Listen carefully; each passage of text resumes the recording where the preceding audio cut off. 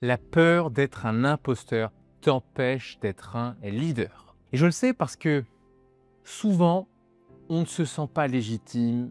Est-ce qu'ils vont croire que je suis crédible? Et derrière cette peur se cache en vérité un problème plus profond dont on va parler dès maintenant. Tiens, si je te posais la question, est-ce que tu es légitime pour parler en public? Peut-être que tu me dirais oui, peut-être que tu me dirais non. Et si tu me disais non, je serais curieux de savoir qu'est-ce que tu n'as pas et qui, si tu l'avais, te permettrait de te sentir légitime. Je la refais. Qu'est-ce que tu n'as pas et qui, si tu l'avais, te permettrait de te sentir légitime? À ce stade, tu répondrais légitimement qu'il me manque peut-être des connaissances, des compétences, de l'expertise, des cheveux blancs, un certain âge. Peut-être que j'ai pas le bon sexe. Peut-être que je n'ai pas assez de confiance justement pour être légitime. Peut-être que si je savais parler en public, justement, je serais plus légitime. Et tu pourrais me parler des diplômes. C'est vrai qu'on en parle souvent. J'ai pas les diplômes, moi j'ai un parcours atypique. À mes yeux, tout cela ne sont que des excuses. Pourquoi? Parce que j'ai vu tellement de gens qui, une fois qu'ils ont le diplôme, me disent « Oui, mais en fait, il me manque l'expérience. » Et puis une fois qu'ils ont l'expérience, oui, bien sûr, il n'y a pas de souci, mais en fait, je manque d'expérience terrain, je ne suis pas assez sur le terrain. Et puis une fois qu'ils ont été sur le terrain, oui, il n'y a pas de souci, mais je suis encore un peu jeune. Et puis une fois qu'ils deviennent plus âgés, non, c'est très bien, mais je pense que je manque encore un peu de confiance. Et puis une fois qu'ils ont plus de confiance, ouais, mais si j'étais plus jeune, je serais plus dynamique, vous voyez, c'est terminé. L'herbe est toujours plus verte ailleurs. Et on croit que c'est ce qu'on n'a pas qui nous permettrait d'être légitime. Rien n'est plus fou. La vérité, elle est un peu plus crue, un peu moins réjouissante, c'est que on se sent légitime quand on se sent au-dessus. C'est terrible ce que je suis en train de vous raconter. Je suis légitime quand dans une pièce, je me dis c'est moi le meilleur, ou je parle mieux que les autres, ou ça va par rapport à eux, je suis un peu au-dessus, vous voyez. J'ai les bonnes notes, j'ai la meilleure note. Dans cette salle-là, je suis le seul adulte, il n'y a que des collégiens. Dans cet environnement, je suis la seule personne qui maîtrise, plus qu'eux. Et face à eux, je me sens légitime. Mais le problème de cette réflexion-là, qu'on va oser dire, c'est que si je suis légitime parce que je suis au-dessus, il y aura des situations, notamment quand je vais progresser professionnellement, où je ne serai plus au-dessus, où je serai clairement en dessous.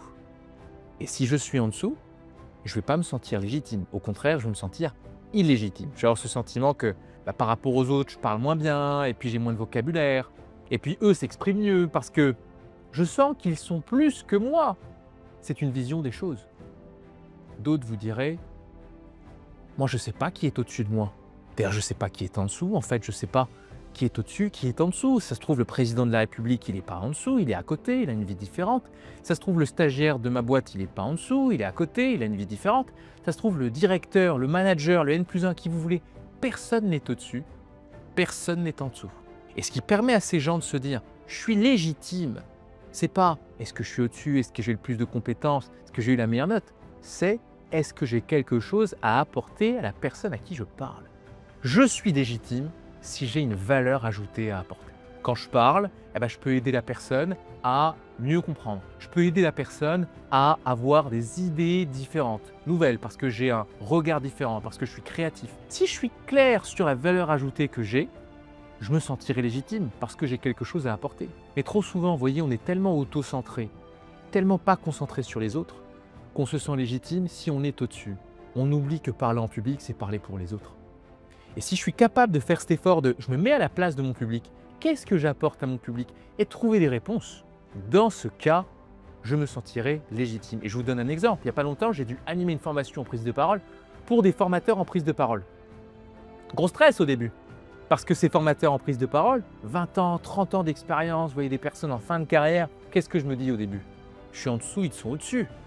Je suis en dessous, ils sont au-dessus. Je suis en train de me comparer. Et plus la formation avance, plus je me dis mais Nicolas, tu réfléchis mal. Ils ne sont pas là pour vérifier qui est au-dessus, qui est en dessous. Je suis légitime parce que j'ai quelque chose à leur apporter. On va parler de l'IA, on va parler de la VR, on va parler de psychologie, on va parler de storytelling. Et tout ça, peut-être qu'ils ne l'ont pas. Mon but à moi, c'est pas de leur montrer comment je suis au-dessus, mon but c'est de leur apporter de la valeur. Je ne suis pas légitime et crédible à leurs yeux parce que je suis au-dessus d'eux. Je suis légitime et crédible à leurs yeux parce que grâce à moi, ils vont repartir encore plus riches, enrichis de ce qui s'est passé. Rappelez-vous de ça, vous êtes légitime parce que vous apportez de la valeur, pas parce que vous montrez que vous êtes le meilleur. Donc on donne le meilleur de nous-mêmes et on arrivera à se départir de cette peur de ne pas être légitime dès qu'on arrêtera de se comparer. On arrêtera de se comparer quand on comprendra que la valeur qu'on a à apporter aux gens, elle est indispensable. Elle est tellement importante. Et si c'est clair pour vous, je vous souhaite de vous exprimer avec confiance et éloquence dans votre prochaine prise de parole. Et si tu veux parler en public avec confiance, regarde dans la description s'il reste des places pour réserver cet appel. On t'explique la méthode pas à pas et hâte de pouvoir échanger ensemble.